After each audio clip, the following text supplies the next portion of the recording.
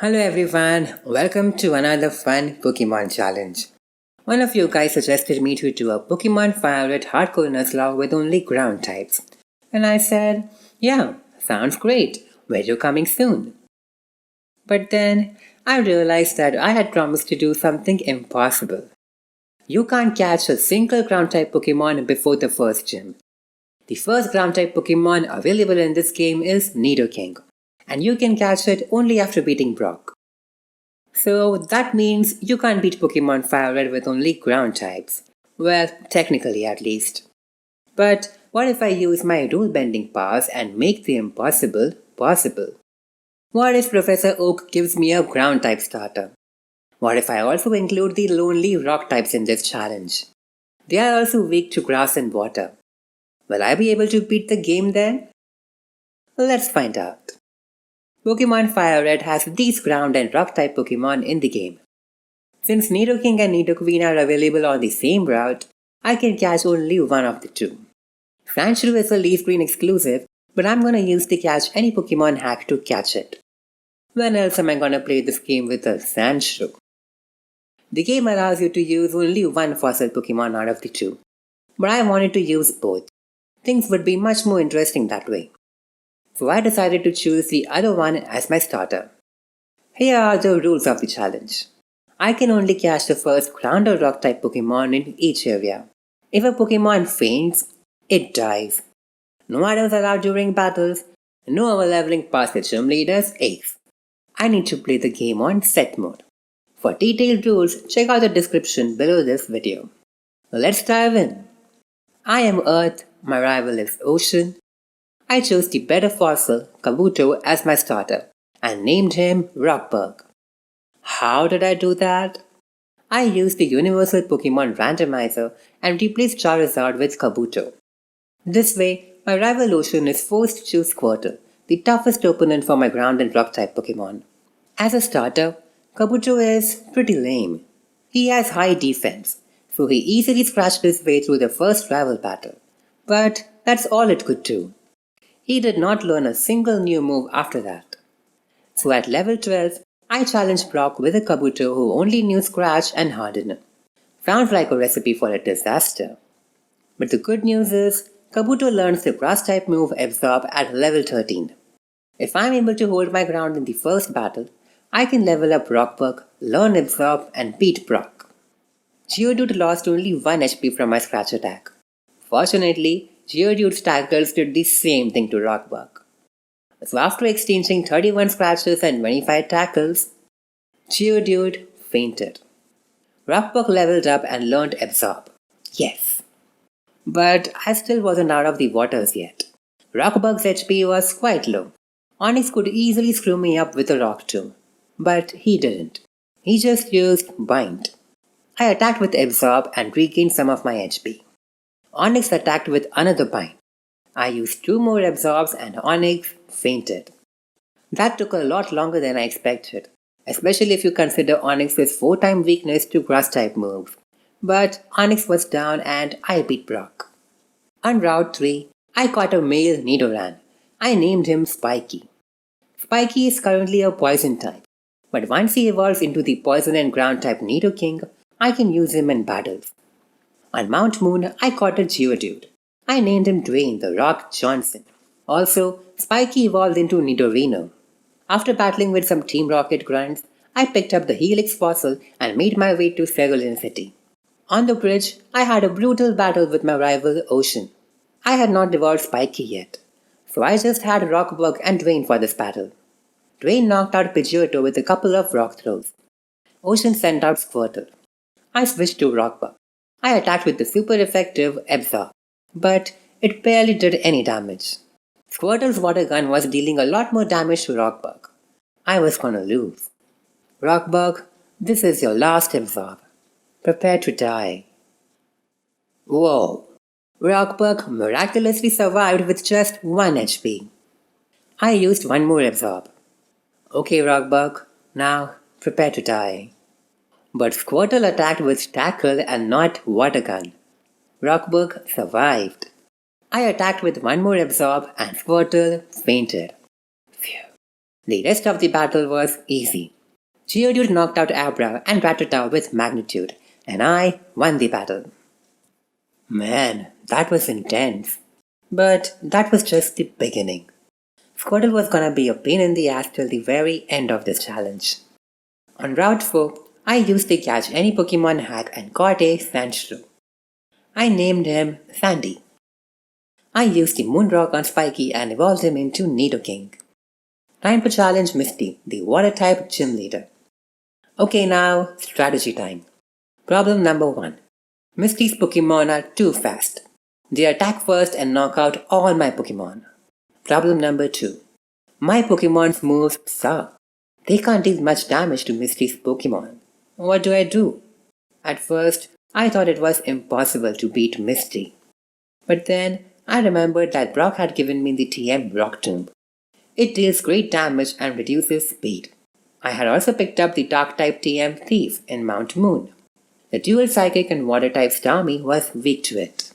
I guess I have a chance to beat Misty now. Rockbug attacked Staryu with Rock Tomb and slowed it down. In the next turn, Rockbug outsped Staryu and knocked it out with the second Rock Tomb.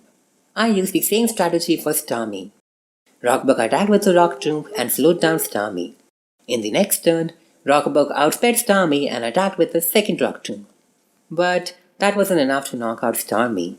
Starmie attacked with a Water Pulse and Rockbug fainted. This sucks, cause I really wanted to play this challenge with Kabutops. Maybe next time.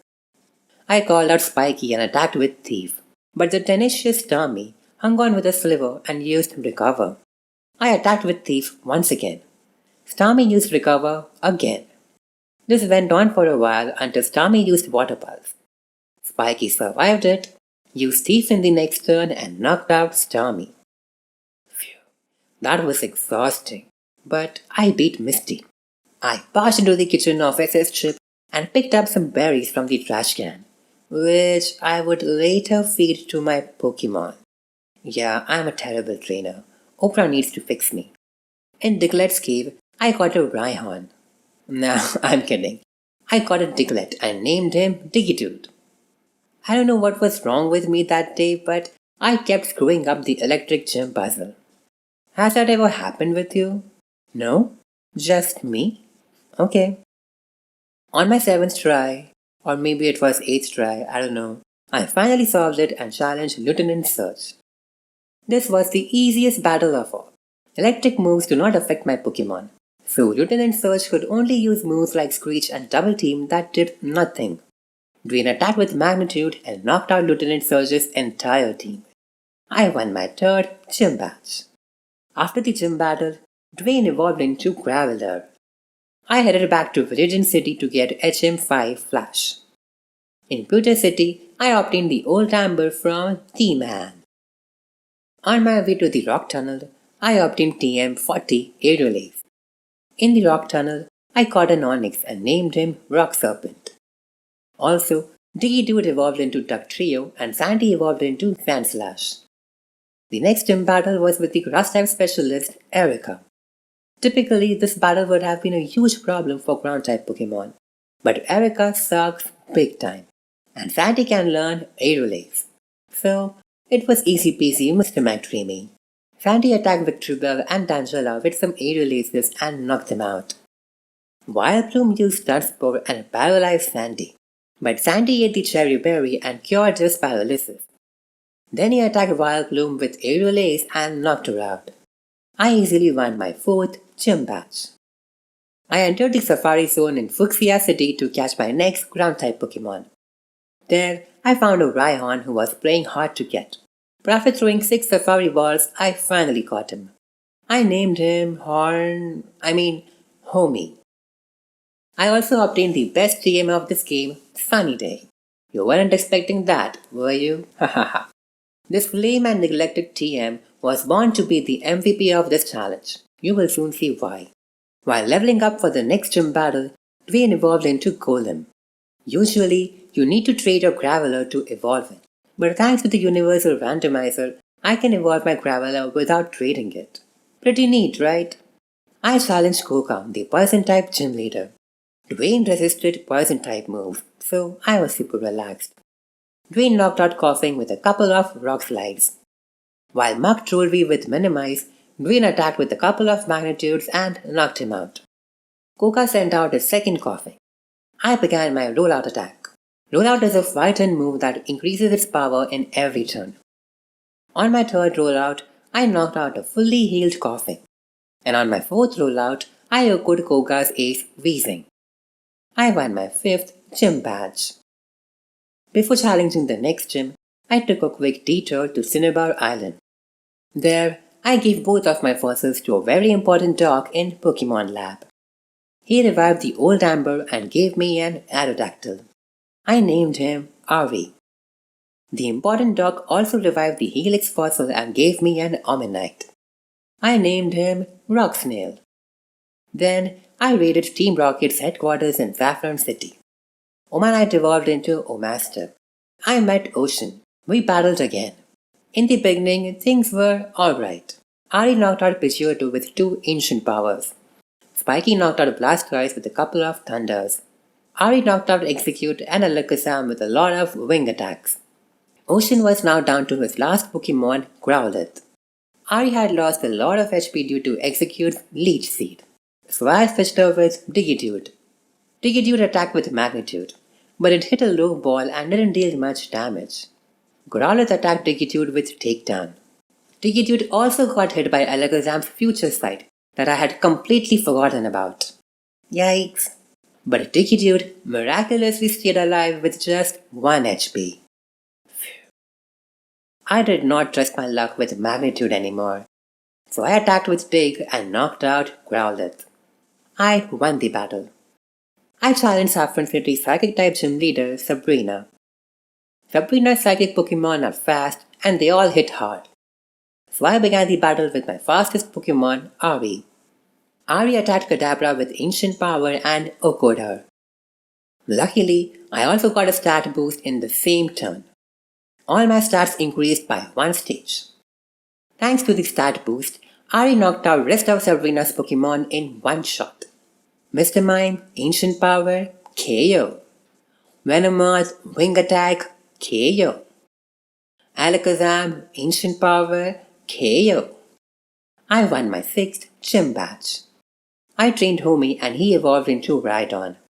Then I challenged Blaine, the Fire-type gym leader. Growlithe's Intimidate immediately lowered Homie's attack, but Homie managed to knock out Growlithe with just 2 shots of Rock Blast. Arcanine's Intimidate lowered Rhydon's attack even more. Then Arcanine attacked with Fire Blast. It wasn't very effective, but still dealt a lot of damage, thanks to Rhydon's terrible special defense. Homie attacked with Rock Blast. Luckily, it hit 5 times and that was just enough to knock out Arcanine. Blaine sent out the harmless pony, Ponyta. I switched to Dwayne. Dwayne attacked with Earthquake and OHKO'd both Ponyta and Rapidash. I won my 7th gym badge. I flew back to Viridian City and challenged the ground-type gym leader, Giovanni, who also happens to be Team Rocket's fake Italian boss. I began the battle with Rock Snail. He attacked Rhyhorn with Surf and OHKO'd him. Giovanni sent out his second Rhyhorn, hoping things would be different this time, but they weren't. Rock Snail knocked him out with a single Surf. Giovanni sent out a Dugtrio. He was probably gonna attack with an Earthquake. So I switched to Ari, who doesn't get affected by it. Ari attacked with Ancient Power. It hit a crit and brought down Dugtrio's HP in the red. Dugtrio also got a crit with his Slash attack, but it did nothing to Ari. Giovanni used a Hyper Potion and I switched to Dwayne. After that, it was merely a battle of earthquakes. Dwayne did a great job surviving every earthquake and then knocking out his opponents in a single shot. And just like that, I won my 8th gym badge. Now I could enter the Pokémon League. But before that, I had to survive one more brutal rival battle. This time, I was super careful about Pidgeotto's Feather Dance. I began the battle with Sandy and let her get hit with a Feather Dance. After 2 slash attacks, I switched to Ari. Ari attacked with Ancient Power and knocked out Pidgeotto. Luckily, Ari also got a stat boost in that turn. Ocean sent out Blastoise. Every time I used Sunny Day, Blastoise would immediately use Rainy Day. I used this to beat Blastoise. On the turn I used Sunny Day, Blastoise attacked me with a weakened water gun. On the turn Blastoise used Rainy Day, I attacked with Ancient Power.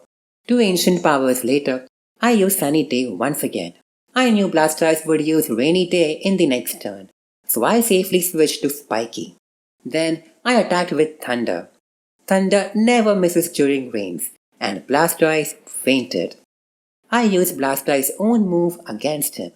Aren't I the most evil? Ha ha ha ha ha. The rest of the battle was pretty straightforward. Dwayne knocked Alakazam with an earthquake. Ari knocked out Execute with a couple of wing attacks. Roxanne locoed Rhyhorn and Growlithe with a surf, and I won the battle, all thanks to Sunny Day. The first battle of the Elite Four was against the Ice-type specialist Lorelei. All her Pokémon used powerful moves like Surf and Ice Beam that can knock out my Pokémon in one shot. To beat her, I EV trained Ari on Wild Nidoran and Mankey. Each of them gave one attack EV to Ari. When Ari leveled up for the first time, he gained plus 13 attack. When he leveled up again, he gained plus 14 attack. Then I challenged the Elite Four. The first battle was against the Ice-type specialist Glacier. I chose Ari and attacked with Ancient Power. It hit a crit and Dugong fainted. Glacier sent out a most annoying Pokémon, Cloyster. Cloyster attacked with Hail. I fought back with Sunny Day. Then Cloyster kept trolling me with Protect.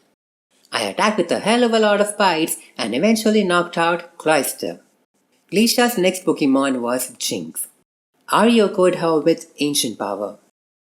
Lapras survived Ari's Ancient Power and used the Confuse Ray. Ari got confused but managed to attack with one more Ancient Power. Lapras fainted. Glacier called out Slowpoke. Ari was probably gonna hit himself in confusion, but he had a lot of HP left. So I took a risk and tried to bring up a Sunny Day on the battlefield. But Ari hit himself in confusion and Slowbro attacked me with a powerful surf that almost knocked out Ari. Whoa, that was close. I quickly switched to Rock Snail and attacked with Bite. Slowbro flinched. I attacked with one more bite and Slowbro fainted. I beat Glacier and won the most difficult battle of the Elite Four. The next battle was with Bruno, the fighting-type specialist. This battle was fairly easy. Spiky attacked Onix with a surf and knocked him out. Spiky attacked Hitmonlee with an earthquake. Hitmonlee survived with a sliver and retaliated with Mega Kick. In the next turn, Bruno used a Hyper Potion. Spiky attacked with one more earthquake and this time it knocked out Hitmonlee. Bruno's next Pokémon was the bulky Machamp. I switched to Ari. Machamp attacked with Scary Face which did not do anything. Ari attacked with a couple of wing attacks and knocked him out. Bruno called out his last Pokémon, Hitmonchan. Ari attacked Hitmonchan with a wing attack and OHKO'd him. And just like that, I won my second battle. Easy peasy win. The next Elite Four battle was with the Ghost-type specialist Agata. Her Pokémon aren't exactly strong, but they are very annoying. So I had to go in with a good strategy. I began the battle with Dwayne. Gengar used Double Team. Dwayne kept missing his Rock Throw attacks. Gengar used this opportunity to poison and confuse Dwayne. Dwayne had a Persim Berry, so he cured his confusion but had to stay poisoned. Fortunately, Dwayne landed the next Rock Blast and knocked out Gengar. Agata sent out Arbok. Dwayne attacked her with a few earthquakes but it hung on with a sliver every single time. Dwayne was still poisoned and was running low on HP. So I switched to Spiky and attacked with an earthquake. Arbok fainted. Agata sent out Haunter. Spiky knocked him out with a couple of Surf. Agata sent out a second Gengar. I attacked with Surf. Gengar used Hypnosis and Spiky went to sleep. But Spiky ate a Chester Berry, woke up from his sleep and attacked with Surf. But then Gengar used one more Hypnosis and put Spiky back to sleep. I switched to Rock Snail. She attacked with Bite and knocked out Gengar. Agata called out her last Pokémon, Golbat. She used Confuse Ray and confused Rock Snail. Rock Snail hit himself in confusion on the first turn. flinched on the next two, and hit himself on the fourth one. How is that even possible? Before Roxneil killed herself, I switched to Ari and knocked out Golbat with a couple of ancient powers. I won a very annoying third battle. The next Elite Four battle was with the Dragon-type specialist, Lance. This was gonna be a bit challenging without Ice Beam, but I had a plan. Spiky attacked with Thunder and knocked out Gyarados in one shot. Spiky attacked Aerodactyl with a few serves and knocked him out. Lance sent out his strongest Pokémon, Dragonite. I switched to Twain. During the switch, Dragonite attacked with Outrage. It did a lot more damage than I expected. Dragonite attacked with one more Outrage, but Twain hung on with just 3 HP. Whoa. I attacked with a Rock Slide and quickly switched to Ari. Ari survived Dragonite's Outrage and attacked with a super effective Ancient Power. Dragonite fainted. Lance sent out Dragonair. Ari outsped him and attacked with Ancient Power. Dragonair used Thunder Wave and paralyzed Ari. Then he attacked with Outrage.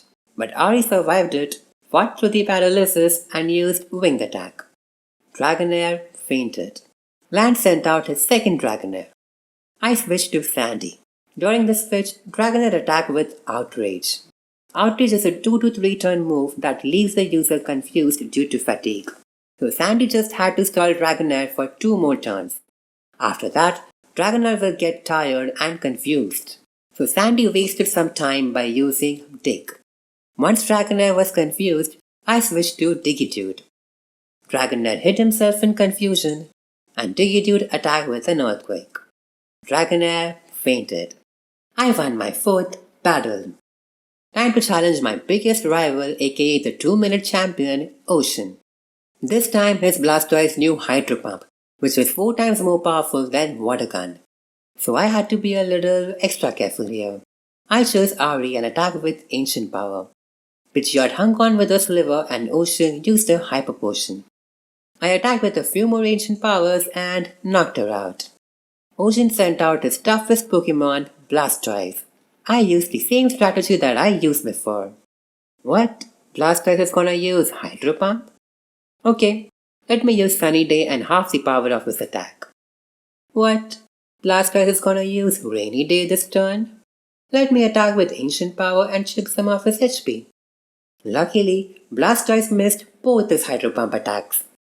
After using Sunny Day one last time, I switched to Spiky. Blastoise used Rainy Day and Spiky attacked with a Thunder that would definitely hit. Blastoise fainted. Woohoo! Ocean sent out Alakazam. Spiky attacked with Earthquake and OHKO'd him. Spiky also OHKO'd Rhydon with a Surf. Then Ocean sent out Executor. This is where things got a bit tricky. I had taught Spiky Fire Blast to deal with Executor. But it was still raining on the battlefield. That means the power of all fire-type moves was halved. So I switched to Ari. During the switch, Executor used Sleep Powder and put Ari to sleep. Yikes. But Ari woke up in the next turn and knocked out Executor with a few wing attacks. Ocean sent out his last Pokémon, Arcanine. I switched to Twain and attacked with Earthquakes. Ocean kept using Full Restore to stay in the game, but soon he ran out of them. Dwayne knocked out Arcanine with a final decisive Earthquake, and I won the battle. I beat the champion, and now I, Earth, am the new Pokémon champion of Kanto. So, can you beat Pokémon Fire Red Hardcore Nuzlocke with only Ground and Rock-type Pokémon? Yes, you can. Ground and Rock-type Pokémon are really strong. That's probably the reason why they have such huge weaknesses. But by using a good strategy, you can overcome those weaknesses and beat the game. Do give it a try, it's a lot of fun. Don't forget to subscribe and click on the bell notifications to watch more such Pokémon challenges. Thanks for watching, I'll see you soon. Until then, keep Pokémoning.